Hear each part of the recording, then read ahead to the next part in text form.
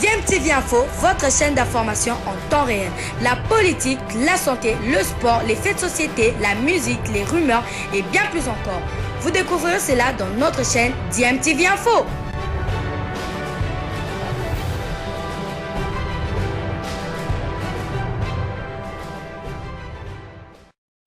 Balandi ya DMTV mbote nabino esengweza toujours na ngambu na biso poto ebike boza ebele o boza kolanda chaîne YouTube nabino DMTV. DMTV proposaka na bino masolo ya actualité, proposaka na bino pe ba analyse na ba réflexion sur ba sujet d'actualité, sur ba faits sociaux ou tout simplement sur ba réalité ndenge tozo kutana nango na mboka na biso République démocratique du Congo. RDC mboke lengi ndenge biso mo ba congolais tolobaka botama congolais au monde à Makambu. Actuellement, la République démocratique du Congo, sujet au ezako dominé actualité zali affaire première dame na vice première dame congolais Mutute Nzambe congolais pona ba invention ba terme o existe agate aza asuka balobi première dame balobi pe koto vice première dame. Il s'agit de l'affaire qui oppose la sœur d'une star de la République démocratique du Congo, Mwana Clan Wenge, mais oyo na affaire oyo reçoit certainement soutien ya Clan Wenge nyonsote parce que ba ramification affaire ango eze belé ba relation pezali kili donc masolongo ezaka moins compliqué mais aspect otolingi to aborder les sujets oyo tout ça là to partager na bino moi moke réflexion na biso pe analyse eza par rapport ya danger o tozomo na liboso soki makambo e continuer kozala gérer lolenge oyo ezali gérer. Imaginez-vous que Gisèle Mpela, pour ne pas la citer, Oyo Batuaza Robenga, vice-première dame, Oyo Balobi, qu'elle aurait eu des enfants avec Félix Antoine Tshisekedi, Tolobakara, na français, Walobakaza, concubine naye, mais na lingala Tolobango Makango, parce que ce mobile yazana moi si naye na palais, wana Babenga mère à palais, autrement dit premier bureau, yebake, Onyo Sotou Baroya Simawana, Bazaba Makango, Babenga Bango, deuxième bureau, même si côté Tozoloba vice première dame Misusu Bazoloba sous maman donc à combo ezali vraiment ebele mais le ça ko intéressé biso ezali parce que affaire oyo Gisèle Mpela franchement mais alors franchement et komi ko bangisa ba investisseurs congolais de la diaspora to lobaka bana diaspora o mingi bakenda poto pour la raison ebele c'est vrai que Misusu babotami kuna mais mingi pena bakenda na cadre ka ya article 15 il faut perso débrouillez-vous bakenda aponango mais mikiliste nde to benga bango autrement dit professionnel congolais à diaspora affaire oyo Gisèle Mpela et ko faire réfléchir bango par deux fois komi koma ko banga ko ya na République démocratique du Congo pona ko investir awa soki au changer nationalité ko banga donc soki déjà sa zone nationalité mboka mususu et kazali susu résident ndenge maître Gimsa Ali akobanga kozonga koto yo pona koka ko investir ya ozwa nationalité mususu kaka pona bénéficier na ba avantage neti par exemple ko voyager na ba pays ebele toujours neti Schengen au kende sans visa donc ozapena bloqué te sengelo sa démarche to zo visa ezo faciliter peut-être sur ba business sera na moi faire no moko sengelo ke na mboka moko boye sans visa yo anu kei kaka na carte na yo en tant que citoyen ya mboka bozo permettre au voyager donc mutazo zongote c'est pas un choix de cœur en réalité c'est un choix vraiment na intérêt que na koka kotambola randenge na lingi mais il y a pas que ba raison il y a kotambola par exemple sans visa ou soit net nationalité moko ya mboka moko ya Schengen obi koko ken États-Unis pour des courts séjours sans besoin de visa mais zali pepo na ko sécuriser yo na bana un jour moko boye baya ko boye la yo prolongation ya mukanda na yo te bika caprice ya mindele bo président moko akoti sikalobi te to prolonger le suba mikanda te. Donc, caprice wana, tu te mets à l'abri, il y a caprice wana, mais sécurité, monsieur, c'est ça, sécurité physique. Hein, ça, que, oyaki congé, neti koto, nabakini, yo sro la ranota msou, mwana, neti ya mwanda, okiti mwanda, un temps, koto, e indi, dumbu, ya moro, bo, abimi, koto, yo po ya ko renverser, régime en place, donc, guerre, bitumba, ebimi, yebaka, ke ba mboka wana, batika, ba ressortissant, la bangote, ba okita koto, ba osala tout, ba récupérer, moko, ya ba ressortissant, la bango, un temps, yo po, keikaka, au diembeli, au koti na avion, bien ozongi kuna. Donc raison ezali mwa muke belé, des raisons économiques, des raisons sécuritaires, toyebi yango malamu mais tout ça la semblante. Donc pour toyebi yango bien parce que au-delà de tout ça na kati ya motema na yo ozalaka na yo kaka congolais à 100%. Veut dire tant léopard ezobeta yone makila na yo ozora ba chair de poule tant mona léopard ezobeta parce que oza akaka amwana yamboka. Et donc batu ya bongo to benga ba professionnel talaka na famille koto bozui matanga bozoze la professionnel moko nde aloba moi liloba na soit akoya o rapina matanga ndeni matanga bimaki yo tento zela kaka nani professionnel aya akitakin. Donc batutu bazozela ye akita. Donc ça na cadre moko pendo baga beaucoup plus économique et puis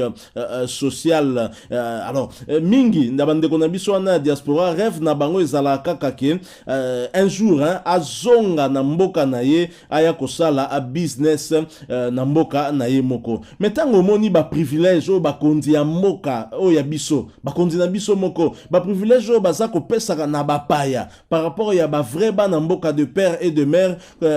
et comme si vraiment et comme vraiment ko bangisa c'est mawa talaka ba beda chou vandika bo ki Jamal moko boy franchement ba libanais ba indien ba tout moko boy oyo ba ko pesa bango ba privilège wa pia bango te ba talaka na mboko chinois zo se permettre na beta kana ye agent na ye et azo tinda na militaire ya FARDC a beta. Vous trouvez ça normal au vivre mangambabo na mboka nini donc et comme vraiment kobangi ça et c'est vraiment très difficile. Alors imaginez yo mutu ya diaspora toujours quand na cadre makambo moni ndenge lekeli Gisèle Mpela oyo kutu bazolo bake abotana numéro 1 ndete ya mobe se peli na moto bon yo ya okabazwa yo osa ndeni imagine donc yebela donc mekaka ko boulé donc tala que yo professionnel oyaki koto yo payer moi terrain na yo na Kasangulu na Maluku pour soit na plateau de Bateke histoire que au sala moi masolo na yo ou bien na mikoloka système ngo komito kende bakota ba chango payer moi terrain na yo obandi pe kotonga sikoyo baya ko mener yo ba jeu dur kaka po par exemple au swani na ande ko moko ya mukonzi moko oyo azala ba relation na batu ya DGM tala sikoyo oyo ko komela yo imaginer oyo komeli Gisèle ntete ya mobesu appeli na moto sikoyo et komela yo alors que Gisèle toyebiye kaza vraiment na yamboka ressortissante ya tribu moko o babenga baloba Anamongo qui n'existe qu'en République démocratique du Congo. Anamongo wana baza très élargi on retrouver bango na Équateur ba Anamongo na province orientale na nene nango na Maniema na Sankuru ba Anamongo donc ba la vraiment communauté moko munene mais Gisèle Mpela Anamongo donc ba chwa na tolo ba netra ba pigme na Équateur kuna ba afin de taka ba la robenga ye mochwa afande Alain Mpela yaya na Gisèle donc ba pimeli Gisèle possibilité à vivre na Congo et à récolter ba fruits ya ba sacrifice na enyo so asala depuis des années pour un jour partir mettre cela au profit de ses frères et sœurs congolais. Baba Nyamulenge Kutu, ba na droit ya résider na Congo, mais pas Gisèle Mpela. Vous trouvez ça normal? Baba Nyamulenge Kutu bazo reconnaître bango en Europe en plus devant la diaspora Bousilika que baba congolais. Or bango yebani ata soki to ndima ke baba congolais mais bandima ke ba uta Rwanda. C'est ça, c'est aussi simple que ça parce que c'est ça aussi l'histoire. C'est ça la vérité aussi. Mais bango ba na droit ya kovanda mais pas Gisèle Mpela. Vous trouvez ça normal? Na kati ya gouvernement on a même des ministres tamba nomaki bango salaki moi à Tolé. Vous avez par exemple Alexis Gisaro au bazan a droit ya kokoma même ba ministre à la République démocratique du Congo. Pourtant tu ebi moi ba origine to vandela yango penate za objet ya liso na bisote mais tolobela aspect o ke yepe ana dok ya mboka msusu et ça la nango na mboko to ebi ke ba masolo ane zalaka d'ailleurs tant Vital Kamerhe zaka président ya Assemblée nationale masolo ane double nationalité na parlement indaka fort ya katia moratoire wana tilelo ezalaka kaka to ebaka te pona nini il fallait ka finalement ba panzaka ka boîte à Pandore ngo to yeba nani parce que boye eza vraiment kitoko mingi te bo ba vérité ngo ebi manango kaka po air moko e komi kopesa vraiment akanda question sous tozo mituna parce que affaire Gisèle Mpela ils ont ça pendant kitoko mingi te la manière dont maison civile et chef de l'été yé même kokota na masolo ngol susu ole bo maman te pelisi ngol suya ngamo lola ole babora mai babora ende pétrole. Ne suffit pas de menacer les gens, encore faut-il aussi gérer réellement bamakambo etali à famille à président de la République au lieu yande pour répondre à les réseaux sociaux. Je ne pense pas que ça c'est la bonne méthode à utiliser. Alors on peut se poser des questions en tant que Congolais parce que tu as vu que la famille Tshisekedi notamment bazaki longtemps en exil, tu as vu première dame Yemoko, tu as vu que Azalaki mingi libanda mboka ou avanda na libanda mboka penza. Est-ce que tu peux se poser question peut-être sur Yemoko pe Azali na double nationalité? C'est une question qu'on est en droit aussi de nous poser quand on sait que les Congolais sont quelque part à Zatam sur un statut à réfugié et puis après quelques temps au moins on a changé de nationalité carrément pour la raison on peut s'agibino kaka un peu plus haut. Nakati ya parlement na biso nakati ya Sénat na ba institution na biso au moins que ba Congolais bazana ba 2-3 nationalités bazali et même Yemoko Noël Tchani qui est allé au parlement pour déposer cette fameuse proposition de loi au babenga ya congolité Yemoko na double nationalité. Dernièrement on comme on a quelqu'un a publié son passeport américain à moi que ça que ça un montage. Moi je ne confirme pas authenticité à passeport wana mais d'après l'information belé autoza lango que type a changé depuis kala donc kaza de nationalité américaine. Mais évidemment pour la canaille déjà même ba masolona ba réseaux sociaux ba mona na bango te donc kara sur kara mais jour akoya ko beta Fati Virunga ne mukolo wana bo mona ka déjà me pongi wa zola la par rapport na ka Noël Tchani akolamuka na ndenge moko akosakana te parce que pour le moment bon il est utile parce que na projet de loi na wana oyo député moko ya district ya Funa à Andosaki comme ça pour na ko écarter un autre prétendant na magistrature suprême pour 2023 évidemment déjà mais wana babeti na bango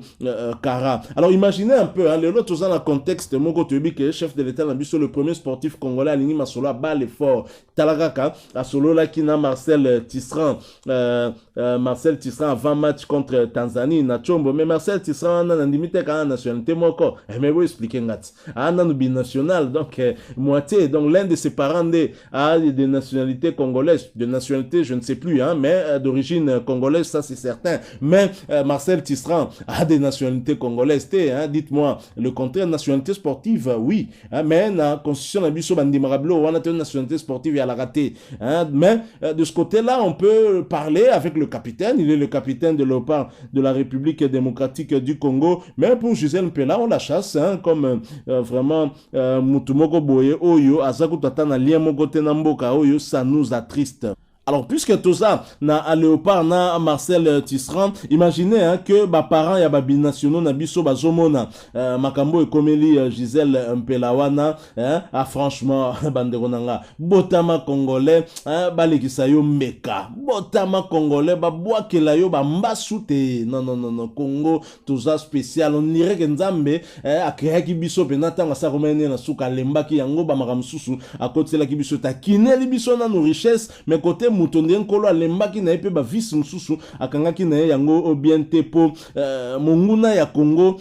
jamais ba robokela mbasu mais mon congolais ndeko na yo obokela mbasu c'est vraiment triste et c'est ce qui arrive à Gisèle Mpela nos peines d'autant que Aza non seulement des pères et des mères même des cocos et des cocololo congolaises donc elle est en droit de venir ici pour que akwosala ba makambo onaye donc okokipe yo diaspora kosala bilanga na yo ya masangu na République démocratique du Congo masangu mateli pe mabimisi mandefu ya pembe un temps DGM et yero kangayo et yo dar na avion un temps ba yanke ba eko récupérer masangu na yo donc fruit à travail on nzamba lobaki osala na mutoki na yo et ke nango kaka boye pona ba caprice il y a autorité moko boye oyo eko utiliser statut na yo wana pour que bazongisa alors qu'en réalité awa ba okutu baza ba étranger penza bazotika bango ba se pavaner na République démocratique